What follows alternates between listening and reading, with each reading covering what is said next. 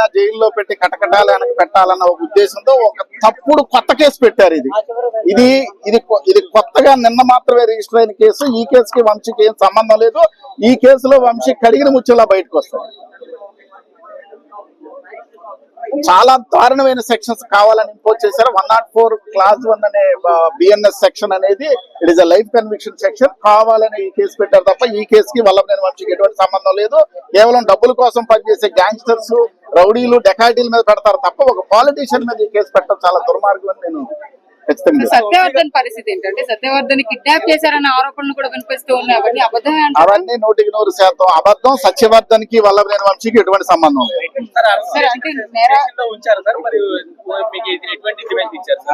వల్లభనేని వంశీ కలవలేదంటే నన్ను అలౌ చేయట్లేదు. ఏమని చెప్పారండి? రీజన్ ఏంటి?